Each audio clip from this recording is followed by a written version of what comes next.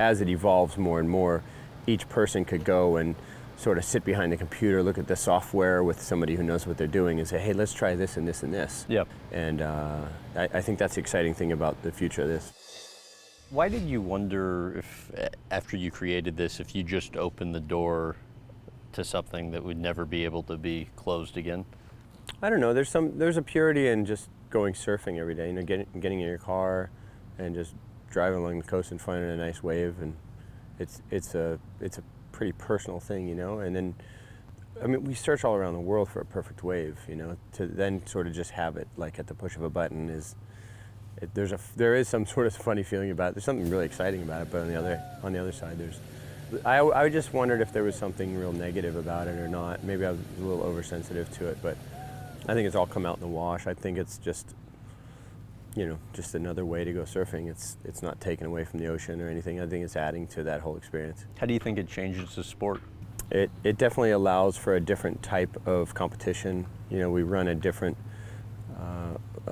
format for everyone, and the scoring is a little different. The judges all judge just from video, not watching it live, which is a first. So it's set up to be more like maybe a time trials or a display of all your different skills at once.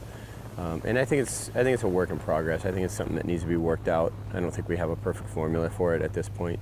I think there's a chance to have a really good formula for it, but I don't think we're quite there yet. What are features you'd like to incorporate in future pools that you do? I would like, in the pool design, any of the wave designs to be sort of custom made, like ordering a sandwich or whatever, you know. I want a little of this, I don't want that, I want it to be this long and have the wave kind of section here and there.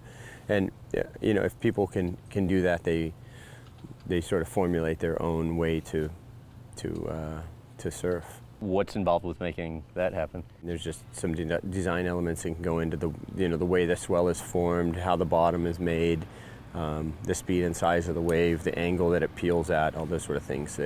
Those could all be customized to each surfer.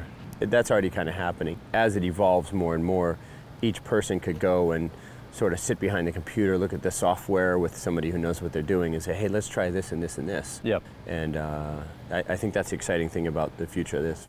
How do you view your competition? I got no bone to pick with any of them, you know. I think it's all good. I think the advent of having these technologies each of them are good for the other in a way, you know, because it makes you, oh, I want to try that one, and they're all made for different purposes. This one was made to be a long sort of point break barrel wave, you know, that I just envisioned making a really perfect wave, like you would draw in your books in school when you're a kid, when you're dreaming about surfing. There's some others that are just more high occupancy, you know, there's more waves to ride. So each of them offers something a little different. Do you find, I mean, you're a competitive guy, does the fact that you have competition out there motivate you with this sort of stuff? A little bit.